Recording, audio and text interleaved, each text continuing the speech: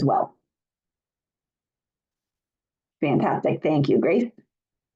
Grace and Suzanne and Dara are sort of monitoring the back end for me. So they will be the ones who will monitor the Q&A feature. So if you have questions while I'm chatting, please feel free to pop them in the Q&A, and the LGK team will keep track of them. We have saved some time for questions at the end, but if you have one that's pressing, like an unfamiliar term or something that you would like to understand that will be helpful for the presentation, please ask Grace, and she will hop off mute and interrupt me so I can answer it in the moment. I will also pause a few times during a couple of the transitions, and that's a great place for quick questions like those terms or clarifications. And then again, we'll go into some deeper questions at the end. Without further ado, let's jump in. So, what is a legislative session? A legislative session is the period of time during which a legislator, the legislature, which is the whole body of elected representatives, like the US Congress or our Vermont state legislature, meets to consider and potentially enact laws. We are talking today about the Vermont state legislature in particular. The primary purpose of a legislative session is for lawmakers to deliberate or give long, careful consideration on proposed legislation, debate issues, and vote on bills that could become laws. The Vermont legislative session runs from runs from January to May, sometimes June, and operates on what is known as a biennium, meaning that their work is done in 2-year increments. Legislators are elected to their seats for 2-year terms, and then, if they're interested, they will run for their seat again in the following election cycle. This also means that a bill could be passed in either the first year of a biennium or the second year. Vermont has a part-time citizen legislature, meaning that our legislators are community members, business owners, parents, grandparents, regular Vermonters. And we consider our legislators in session from January to May or June, if there's a veto session. And then they have June through December off. And I'm going to say off with parentheses because as an elected official, you're never really off. Constituents reach out to you all the year through. And so if you're being a good legislator, you're in touch with your constituency throughout the year. So they're not really off, but they're not in session going to the State House from June to sort of December time. The legislature is divided into 2 chambers. Each chamber, one chamber is the House, one chamber is the Senate, has committees or teams of legislators that take up specific work. Something that's helpful to know is that when you are talking about being an advocate and doing advocacy, the term legislature is meant for the whole body. So you could say the legislature is in session, while the term legislator is meant for an individual person. So you email your legislators who work in the legislature. It's a bit of a semantics thing, but it's helpful when you're talking in public. All right, so these are a few of the committees in the House and the Senate that we work with regularly, though this is not the full list. There are many other committees in the House and the Senate. The full list can be found on the legislative website, which we will share in a little bit. But when we're specifically talking about childcare and early childhood advocacy, these are the committees that Let's Grow Kids has worked with the most, and these are usually the committees that we are asking volunteers to reach out to when we're asking for legislative contacts. You also might find it helpful to know that legislators often refer to their committees as either a policy committee or a money committee. A policy committee plays a role in shaping and implementing the actual policy or the actual piece of legislation that they're trying to turn into a law. They conduct research, they put forth proposals, and they provide recommendations, among other things. A money committee, like an appropriations committee or ways and means, has jurisdiction over how much money is spent or appropriated, and it has authority over the state's financial resources. So House Appropriations Committee is what is known as a money committee because they oversee the money that would be tied into a piece of legislation. I find that helpful when I'm thinking about, policy that is in play. Sometimes you'll hear people say, oh, is there an appropriation associated with it? And that just means, is this a piece of legislation that people are trying to turn into a law that will cost the state money? And so usually, almost always, those bills will go into a money committee because there will be an appropriation associated with it. So this brings us to the legislative process and what it is. So the legislature is in session, the legislators are working towards passing bills. During a session, lawmakers will introduce bills, which are then referred to committees for review and debate. For example, a bill on childcare, say Act 76, would likely go to committees experienced with the issue, like the Education Committee, Finance, Ways and Means, instead of committees like Transportation or Military Affairs. Once one chamber, so once the House or the Senate passes it out of their committee, the next chamber takes it up. A bill goes through a lot of these committees and this process on its way to becoming a law. So it goes through several readings in each chamber before it can be voted on. So, for example, the Child Care law started out in one House committee. All the legislators sat down, they looked at it, they made some changes to the proposed legislation. They said, yeah, we like this. No, we don't really like this. And they mark it up. They decide that that's where they like, that's where they're comfortable. They pass that out of their committee and into the next committee. And then the next committee does the exact same thing. They write on it, they change some wording, get to a place that they like it, pass it to the next. That's one chamber. Then in March is a period called crossover. And that's where all of the bills that the House are working in cross over to the other chamber into the Senate. And all the bills that the Senate are working in cross over into the House. And then the same process happens all over again. It goes through each committee and then head towards a final vote. So it's good to know in the back of your head if you are ever in a position where you want to follow a piece of legislation, that the way a bill looks and sounds when it's introduced in the beginning of a session can be very different than how it ends up at the end, right? You've got many committees and many people weighing in, providing testimony and making small changes. And this is normal, right? This is a product of a lot of people discussing and learning and making suggestions. And this is exactly what our legislators are supposed to do for the good of Vermonters, right? Like you want them doing their work. You want them reaching out to people, asking for testimony, looking for facts. And so just a good reminder that, again, the way that bills are introduced, they look very different when they come out. Once bills are voted on, we get toward the end of session, which we're approaching here in Vermont, right? We're right toward that May timeline. In Vermont, the close of our session generally brings to an end all unpassed bills in the legislature, which then would have to be introduced again in the next biennium to continue debate in the following session. Sometimes you'll hear people refer to bills going up on the wall, and that is a way of saying that this piece of legislation that they have been working on is not going to make it through the process this year, and so they stick it up on the wall and they will work on it the next year. That has been a lot of information in a short amount of time. And so this is one of my pauses for clarification or questions. And I do have more, we've got more information coming, but Grace, if you want to interrupt me with anything, now's a great time to do it.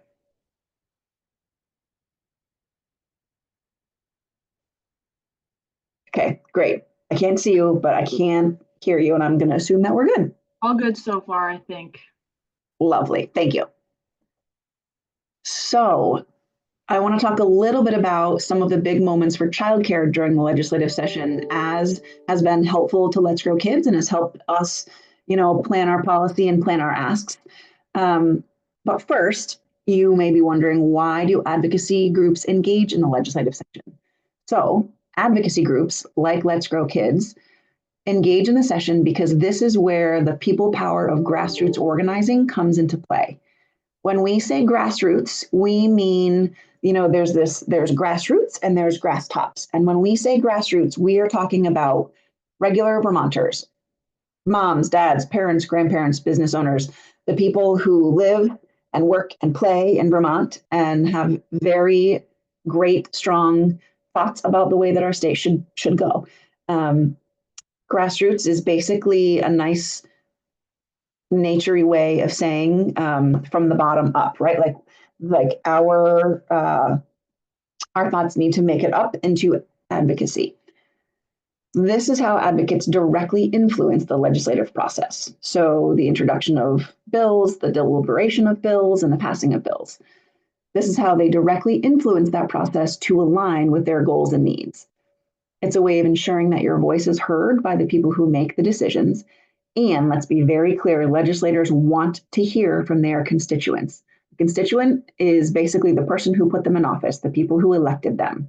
So you'll hear us talk about, they've asked for constituent outreach, or we're trying to get their constituency to contact them.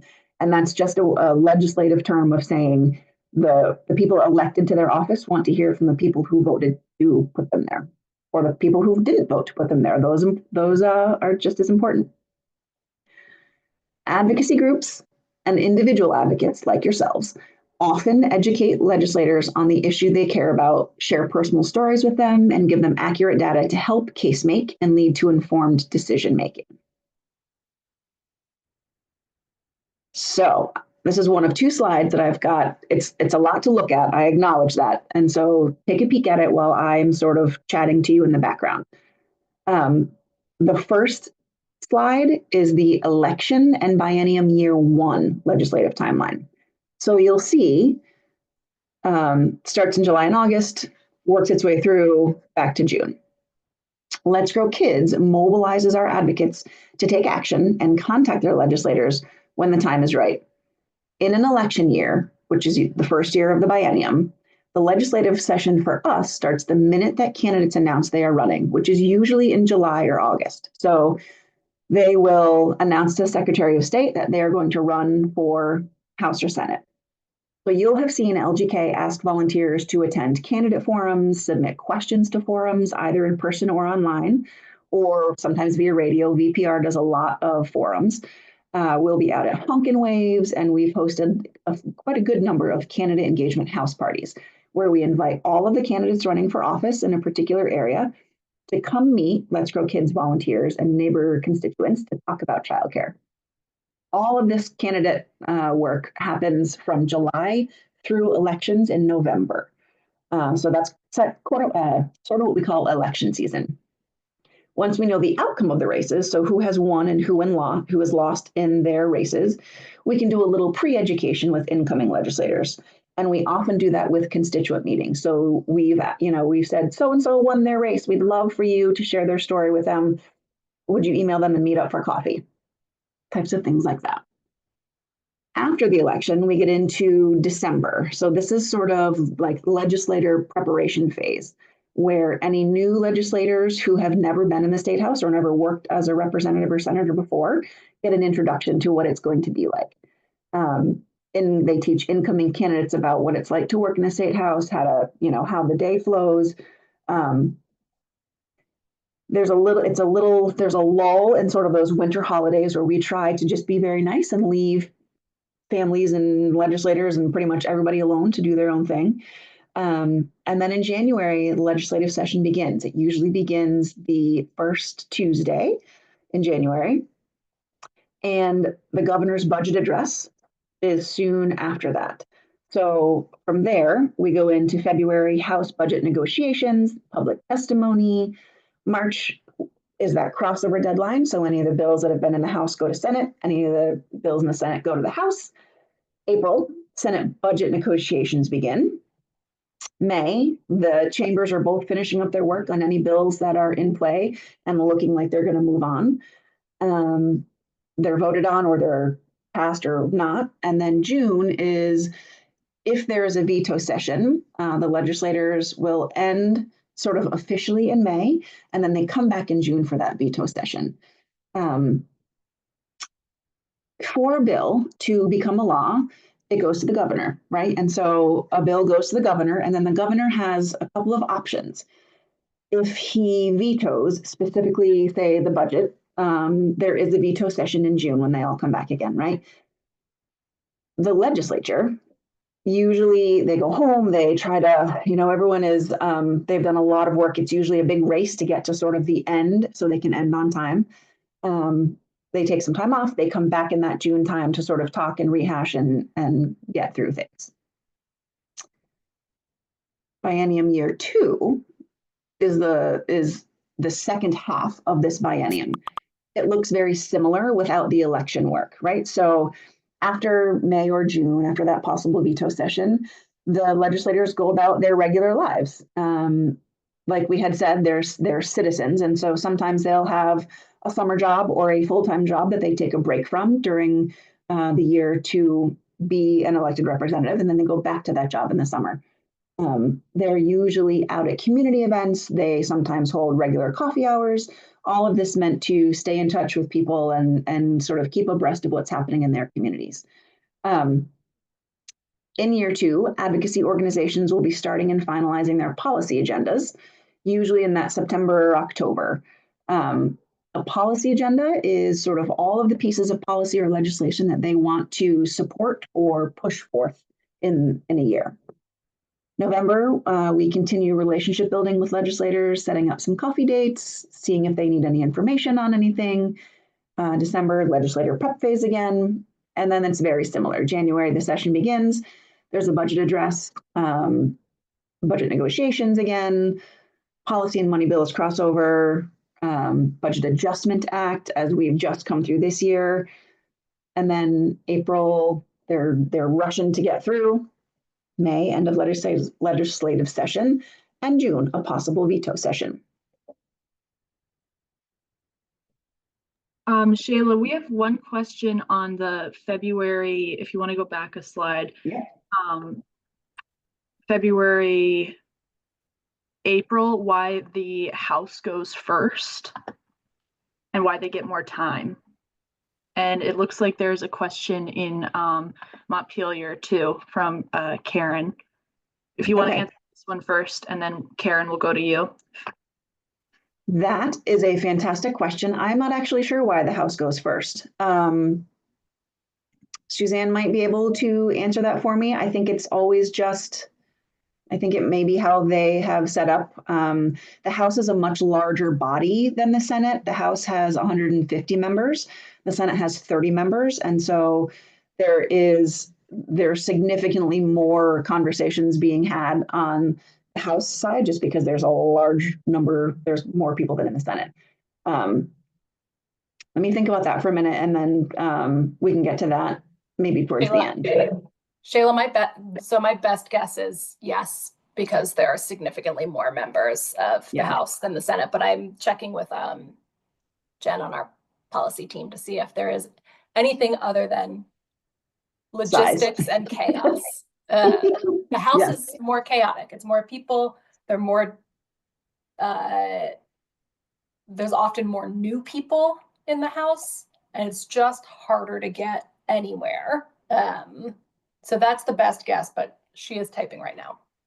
And then another question that if it's all right, I can answer since I actually took a college course on this. Lovely. The Vermont legislature is a citizens legislature. It's been that way since the beginning of time, but that is not necessarily common around the United States. There's kind of a spectrum of legislatures from more professional. You have like New York, California, Massachusetts. Those legislators are getting paid sometimes 6 figures, and they have staff and they have offices. The Vermont legislature, the whole idea was it's the citizens legislature. Anyone can do it. You don't necessarily need a college degree in anything. You don't need to be an expert in anything. All you need to do is know your constituents, which, that has its pluses and minuses, definitely for sure. Nora, I could talk about this for hours, and if you want to talk more about it, I can, but no, not common necessarily. Maine also has a citizens legislature, but theirs also runs differently.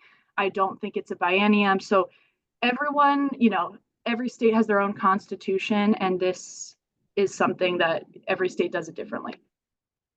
Yep.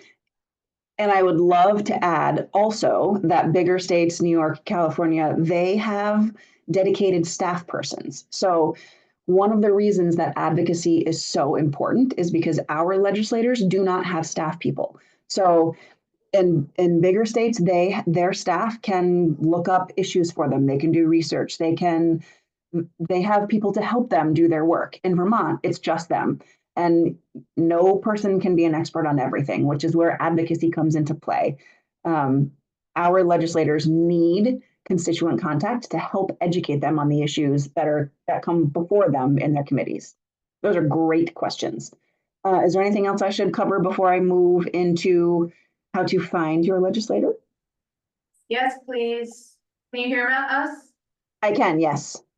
We are the 5 folks in the Montpelier office, so just putting in a plug for the next 2 lunch and learns. If folks want to come and lunch and learn with us, they should come. But Sheila, would you please describe the Budget Adjustment Act a little more completely for those of us who might not know what that is? Yes, I will. I'm going to try to be quick, and we can get into because this is a bigger question. Say you set your household budget for a year, right? Or for 2 years. Let's just say for 2 years. We'll go with the biennium. You set your household budget.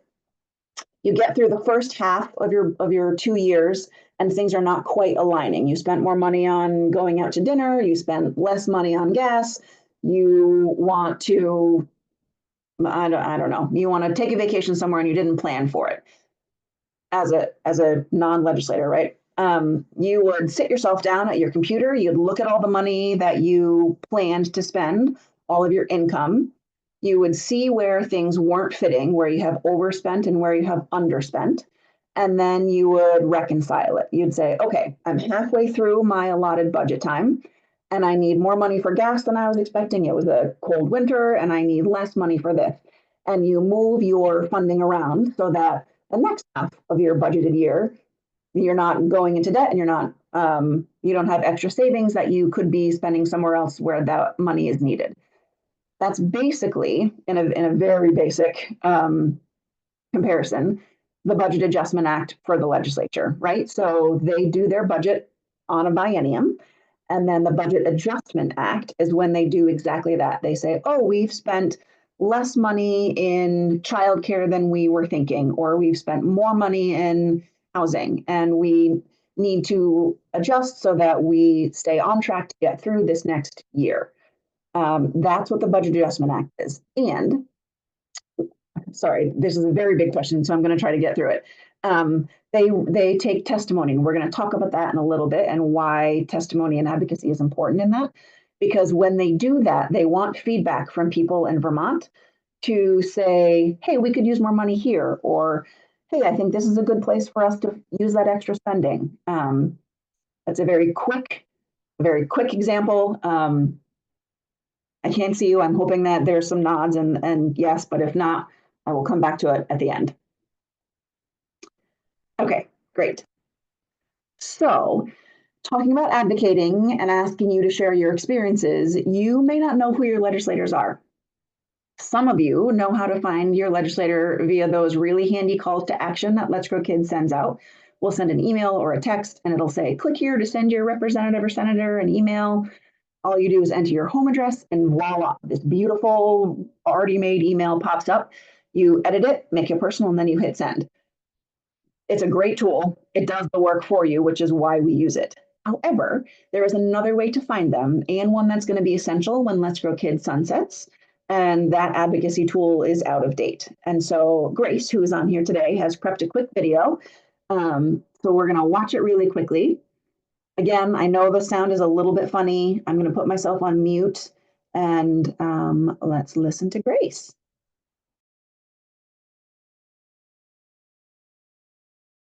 Hi everyone, Grace here from Let's Grow Kids. I am going to show you how to find your legislator if you don't know who they are.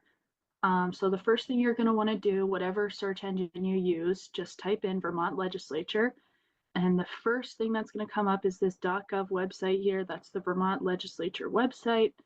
Click on that. And then once you're here, you can either choose House and then the Find Representatives option here, or you can use the Senate tab, Find Senators. Either one, it's when you search, it's going to pull up both representatives and senators. So you're going to want to search by town. Once you do that, here, you're going to type in the town you're registered to vote in. So I'm registered to vote in Burlington. We'll look at that. And then once you hit search, it's going to pull up all of the representatives in Burlington, these districts here. So if you don't know your district, that's okay. There is a district lookup tool. You can just type in Vermont Legislative District Lookup Tool, and this first one here is the tool you're going to use. I know it says 2022, but it's going to be accurate until they redistrict, which still won't be for a few more years. And when they do that, I'm sure that they'll update this tool. So you'll click on that, and then this find address bar is going to pop up, and that's where you're going to put in your physical address. So we'll just put in a random Burlington address. And then you select the address once it pops up. And here it is, this dot right here. You zoom out a little bit, and then you can see that this address is a part of the Chinton 17 district, which is represented by Representative Duke, Chinton 17. Unfortunately, there's no Senate district lookup tool, but even for a big city like Burlington, there's only 2 senatorial districts. So you just have to, these are all maps. So you just have to click on one of these maps to kind of eyeball whether or not you're in this district. It's usually pretty easy to tell. And that is how you find your legislator. Fantastic. I love that video, Grace. All right. Ooh, let's go. Okay. That brings us to lobbying and advocacy. They are different. Advocacy, the actual definition, is public support for or recommendation of a particular cause or policy, while lobbying is the act of attempting to influence decisions made by public officials, typically to pass or defeat legislation, often done by groups or individuals who hire professional lobbyists to represent their interests. You can be a lobbyist and an advocate. Most of us are advocates. So lobbying versus advocacy, while lobbying is a form of advocacy, not all advocacy is lobbying. There's mud, right? Advocacy is the broader term that encompasses any effort to influence public opinion or policy, while lobbying specifically involves direct communication with government officials. Your role is primarily advocacy, and your role is to speak passionately about the issues you care about in order to effect change. So you are advocating for the change that you want to see. And you can do this for any number of issues that you care about: childcare, the environment, housing. You can be an advocate for any number of things. I have another little pause in here just in case anything popping up, Grace? No, I think we're okay right now. Okay, fantastic. We're doing great on time. So next, we're going to focus on the ways in which you can become comfortable talking about your issue. This is a lovely picture of Rosemary, who is in this call today, which I just adore. There's a couple of pictures of her in here. Each year, the Vermont legislature invites community members to testify on important issues through public hearings or by invitation during legislative committee hearings. There are also many other ways to contact your legislators: email, front porch forum posts, letters to the editor, op-eds, social media groups, direct phone calls, postcards, you name it. Any type of communication where you are directly communicating to your representatives is advocacy. We're going to go over a few of the bigger ones, sorry, there's too many letters in here. LTEs, which are short for letter to the editors, and in-person testimony. But we can discuss the options I just mentioned as well, which are the ones that the majority of us take more often than the bigger ones. So we're going to go over how to prepare and share testimony on the importance of high quality, affordable childcare during the public budget hearing or legislative committee hearing. And crafting this more official, quote unquote, official testimony starts in the same sort of practice that you would do when learning how to form your own narrative to share in any context, whether you're meeting at a town hall, a private gathering, or a lunch with your representative. So the way that you're going to craft more official testimony is very similar to the way that you would craft your narrative or your personal story. And again, keep in mind that talking to your legislator is not always talking in person. So it's very easy to advocate in a number of different ways. Here are a couple of examples of letters to the editor and Front Porch Forum posts that were submitted just this year. Public forums and local newspapers are a great spot for personal narratives and informal testimony.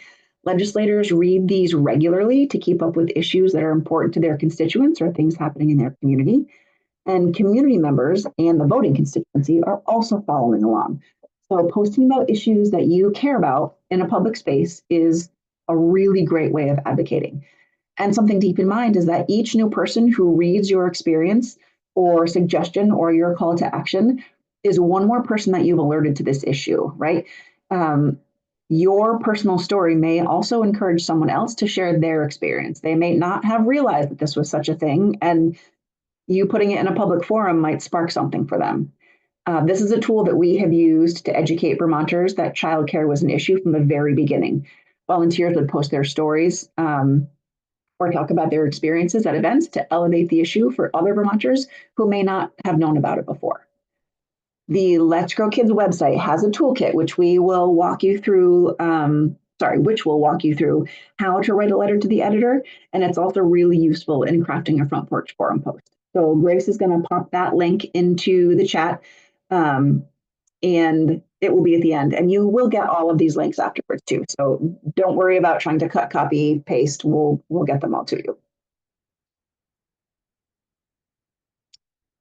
How to share story or written testimony. So before we get into the step-by-step process of how to do this, I would love to show you this video of what it was like for Caitlin Northey to begin her advocacy journey years ago to where she is now, which is providing in-person testimony to the Vermont Senate. Caitlin has been a phenomenal advocate for Let's Grow Kids and childcare over the years. She is teaching class right now at UVM, and so she really wanted to be here, but she sent us a video in her stead. And I'm going to play that for you now.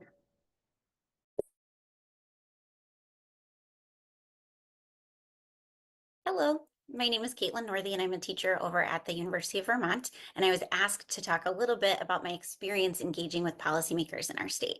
One of the things that I love about living in Vermont is how open and excited our legislators get when their constituents reach out, especially when we're able to share insights and expertise and our experiences in ways that can inform them. They want to do the best job they can. They may not have the information they need. They might have expertise in other areas. This might be a new issue for them. And so I have always found them incredibly gracious and curious, to be honest. Sometimes they'll even ask follow-up questions like, is there anything else I should know about this? I at first found the process of reaching out to policymakers to be a little intimidating. And I started by like dipping my toe in and using some of those prepared responses that are on websites like, oh, enter your information and we'll find your policymaker, but here's a crafted message. I still use those. They're really great, especially if, there's a call to action that's pretty quick. But as I gained comfort with that, I found myself kind of adding to those messages. And then I started just emailing my senators and representatives directly and letting them know how I was feeling about something or why I was passionate about it. And I really enjoy engaging and shaping policy and people's understanding and really the future of our state in this way. I think that we can all contribute to making Vermont a better place, especially when we use our knowledge and what we know about the lived experiences of children and families and teachers to inform the policy that's going to impact those families. So I find the strategies that have been outlined by our early childhood advocates to be really helpful. This idea of just like, tell a legislator who you are. Why do you care about this issue? Like, what is the issue that you want them to be thinking about? And giving them some insight about your experience, like what brings you to this. So for me personally, I've had teaching experience. I've been a teacher in a public school setting for kindergarten through 8th grade. I've worked in a child care setting with infants through, preschoolers. And I work with college students to help them become teachers in this field. And so when I'm writing to a policymaker, I often need to think, okay, what is the issue that I care about? And like, why do I care about this issue? Which parts of my story and my experiences are going to be most useful, and like creating the case and letting them know that I know what I'm talking about. And then I tell them like what I want. What do I want them to do? Right? And what do I think they should do? By this point in the communication, they have an idea of like who I am, what expertise I'm bringing, and then what I want. And I end by saying thank you, because I appreciate that they take the time to listen to me, that they are doing the work that they're doing to learn about the things that they don't know so they can make informed decisions. Again, at first I found this process to be a little intimidating, but once it got broken down for me and I experienced some training about how to communicate with policymakers, I realized, oh, wow, I have a lot of power here as a constituent. Like I can actually use my life experience to make the world a better place. And I think that that is amazing. And so I like to do that, especially when it's an issue related to early childhood or something that I'm passionate about. I recently had the incredible experience of getting to testify in front of a Senate committee, and that was incredibly cool. And they were just asking questions and wanting to know things, and it is an incredibly rewarding experience. And so if you have not done it, or if you're like on those beginner steps of like letting other people craft messages for you, I encourage you, take the plunge, really think about what you care about, what messages and what experiences you want people to know, and put yourself out there. Write directly to your policymakers, tell them like, I'm open to answering any other questions you have about this, or if you ever have questions, please reach out to me. They might do it. But I just really think it's one of the most empowering and rewarding things we can do as Vermonters. Like we can shape this state to be a place that is healthy and supportive of all people. And I just hope that you join me on that journey and that you start letting your policymakers know who you are and sharing your experience.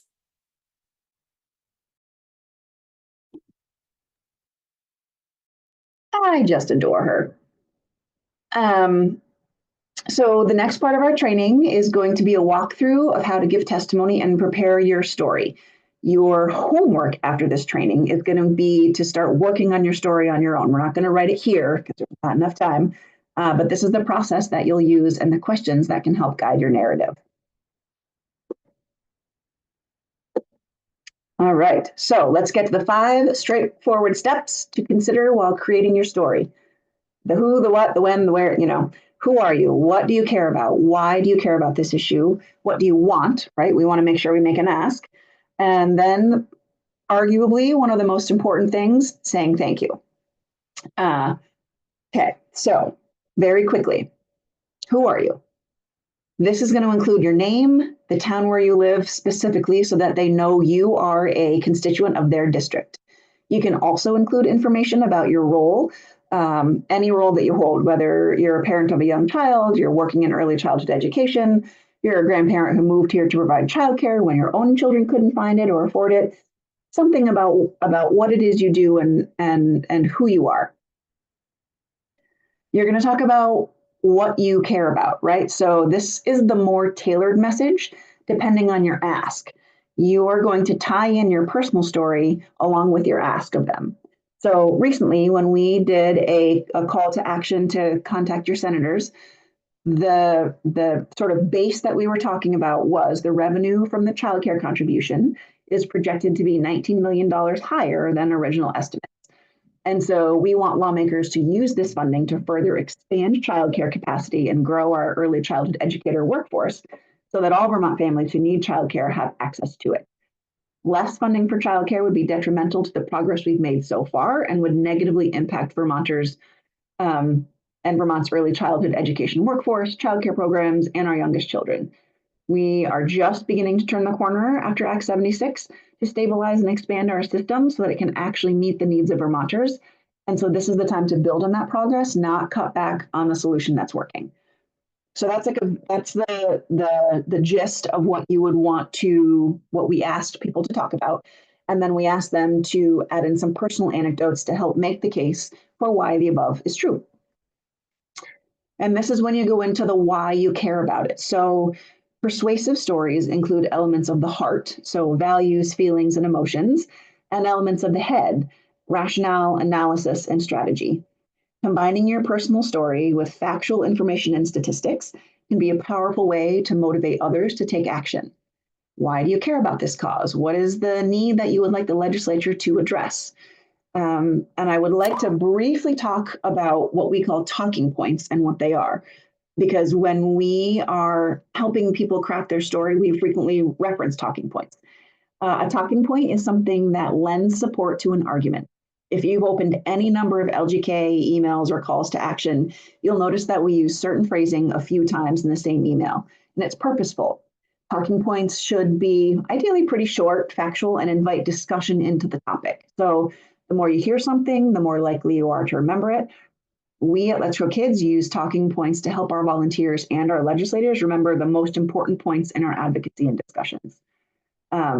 We also use these talking points in our narratives when we are advocating, making sure that our personal experience ties in with the change that we're trying to make.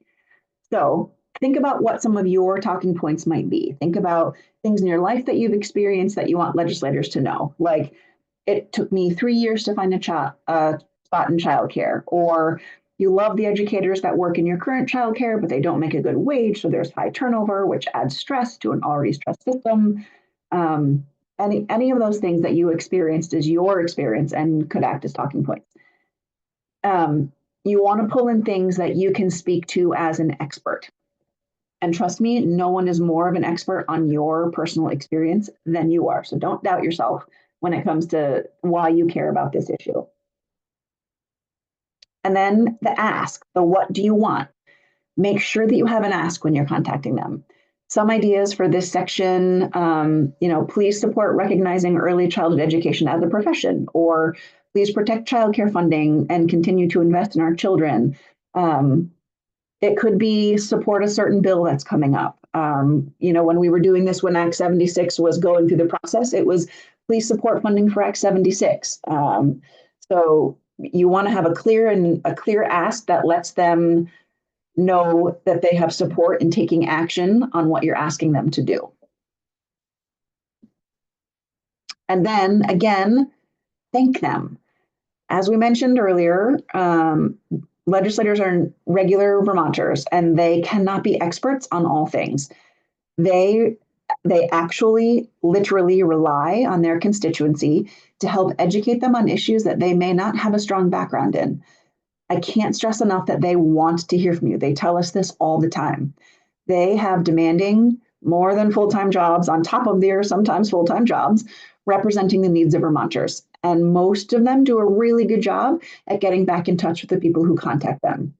A thank you for your service, or I know how much thought you've given this issue, goes a long way in maintaining a relationship with them and keeping an open line of communication for the future.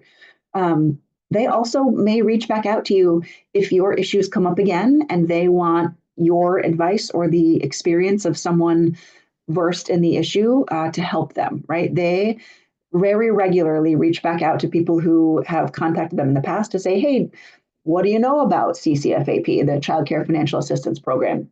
Do you have an experience with it? Because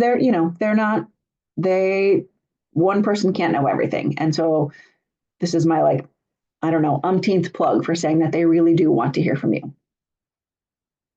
Oh, I skipped a slide. Okay, so quick handy tips to develop your story. Think about it, write it down, use the 5 points.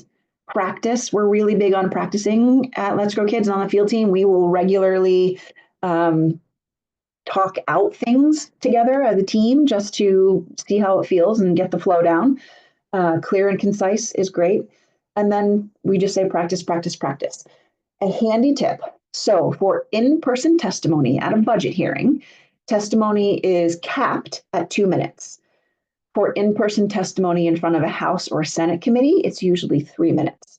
So you will tailor your story to the audience.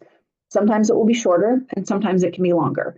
If you're in a more formal setting and you're delivering testimony, they will sort of keep you honest on time. They will let you know when you are at your end. Sometimes they will let you finish, and sometimes the room is packed and there's a lot of other people and they can't. And so they may sort of shut you down. So when you're practicing, keep it within the certain time frame that you are expecting to use your narrative for. Some more tips and tricks. No negative remarks about anyone who may disagree with you. And it's totally okay to read from your written story. Just be sure to make eye contact every now and then again. You're there with them, you're in the room, but it is 100% fine to read, especially if you've timed yourself and you want to keep yourself on time. Be mindful of your time. If you are in a Budget Adjustment Act testimony or in a committee, there are other people who need to share their stories and their data as well. Try to avoid fillers like I feel like this is a general thing that we are all, myself included, continually working on. And take a deep, slow breath if you think you're speaking quickly. When people are uncomfortable, the natural thing to do is to speed up to try to get it over with. It's normal. Just take some deep breaths. It's totally fine. Remember, you are the expert of your story and you've got this. And that brings us to the question phase. So before we jump in, we're doing good. We've got 8 minutes left. I'm assigning you all homework. There's a letter to the editor template on the website that Grace already shared. And I would like you to practice writing your personal story. And then I'd also like you to reach back out to us for feedback and practice. We are still recording so that other volunteers who watch this after can learn from your questions. So I'm going to stop sharing in just a minute and we will all be back on screen. The general reminder that we're still recording. And then the other couple things I want to get in really quickly is that we are hosting a State House Day on May 8th. And this is meant to be an introduction of sorts to the physical State House in Montpelier. So we will have Let's Grow Kids staff on hand to talk about the legislative experience. We'll take a tour of the State House so you're familiar with being there in person. And we will even practice talking to legislators at lunch. If you are interested in that, there will be a link to sign up for that. And then second to last is this is the very first of our Lunch and Learns, and we've got 2 more. So the next one is on election issue visibility. It's on Thursday, May 15th from 12 to 1. And you can sign up for that. Some of you are already signed up for that, so that's fantastic. Yeah, those are the 2 things I wanted to make sure I got on your radar. And now I'm going to stop sharing my screen and try and catch up with all that I have missed in the chat. Oh, it's so nice to see you. The one thing I really struggle with when I'm in presenter mode is that I just don't get to see your faces. Okay, Grace, did I miss anything? I can see a very healthy chat and I'm sure I missed something in there. There's a hand from Amanda. Yeah, but there's a hand from Amanda. Great. Amanda, go right ahead.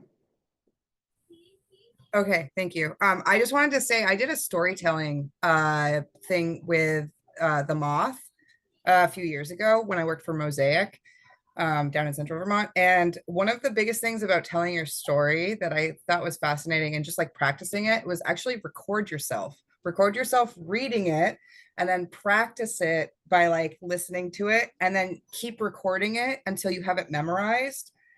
And it's a way to create a more organic spoken version of the story, but it also retains all of those important pieces and you can check your time on it. And that was just something that I just wanted to share. I love that. That's a fantastic suggestion. I did that for this a number of times. Other questions? Hey, Matthew. Yeah, go ahead. Yes, thank you. This is Matthew the floor. I sit on so many state, organizations. It's mentally exhausting my part, but I'm doing it so we can continue this collaboration effort to make sure that Vermont survives at the end. My question, is, like you said, there's only so much time that you have in there. My question is, how about the communities that are in the rural areas of Vermont? how can they participate, since that's the biggest hurdle that we all know and love and care for it, but how to get them to the legislator or tell their story, knowing that they live, like we'll just say, in Brattleboro. They may not have, by the time they get there, they're not going to have a time to speak, and that's the biggest, hurdle that I'm seeing, that I'm feeling from other communities, that they live from the farthest away, but every time they try to attempt to show up to present their stories or their life experience, they're turned away automatically. Which I'm thinking, of a way to accommodate that. I mean, maybe do an email script. I know every email script that you sent me, that was useful for me because I can modify it the way I want it to modify it so my legislators can still get it. So I'm thinking, how can we move forward, knowing that some of those, as we know, some of those constituents have been turned away because they live just too far away. We already know Vermont's rural climate and district. We already know Vermont's rural and climate, that some people just, want to do the right thing. And it's hard to get to from point A to point B, knowing the limitations you have in place. Thank you. This is a great question, Matthew. I'm so glad you asked it. Matthew lives up in Alburg, and so regularly has experienced like the travel corridor from Alburg down to the State House. This is when what we call in-district meetings are just as important and powerful as actually showing up physically in person to the State House. So legislators know that. They don't expect you, especially if you live outside of, anywhere really outside of that Montpelier area where they are. They don't expect people to travel to them. You can 100% say, hey, I'm your constituent. I live in Brattleboro. I would love to get coffee with you when you're home in Brattleboro next. And they will usually go out of their way to make that happen because they know it's a long drive to the State House. They, especially in the winter, they don't want people on the roads if they, it's a hassle getting to one central location in Vermont. And so I love the idea of, that's why we do the email templates. That's why we make we do the suggested wording to help people with their time. They also really love face-to-face interactions. And so if you reached out, they will, and I can tell you how it usually goes. Normally they'll say, absolutely, let's meet somewhere. And there are rules that legislators have to follow around lobbying and advocacy. And so oftentimes they will say, meet me at this coffee shop, and they will buy their own coffee and snacks, and you will buy your own coffee and snacks, because there's a financial piece in there, right? And so it's inexpensive. You can meet them at the library, you can have them to your house. They're really great at this. And so personal outreach in district is always also wonderful. That's a great question. Thanks, Matthew. All right, anyone else?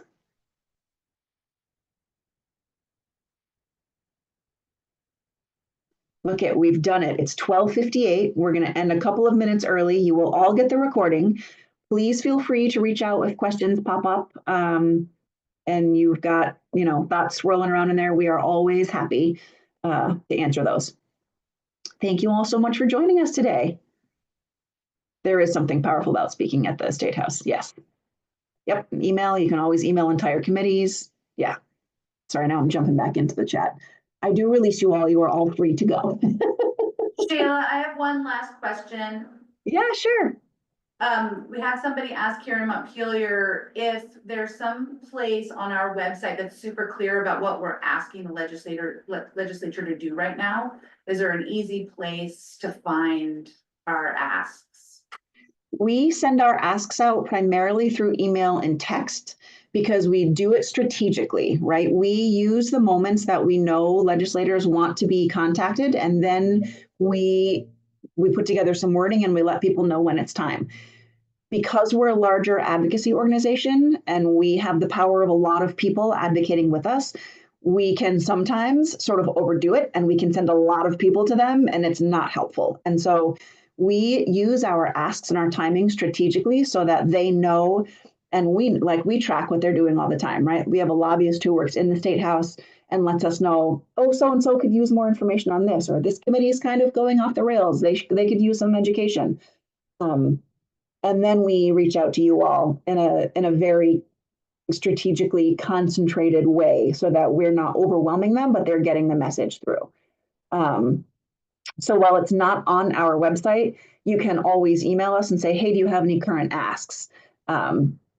Chances are, if we send a lot of emails, chances are if you search your email, you'll find something that's pretty current.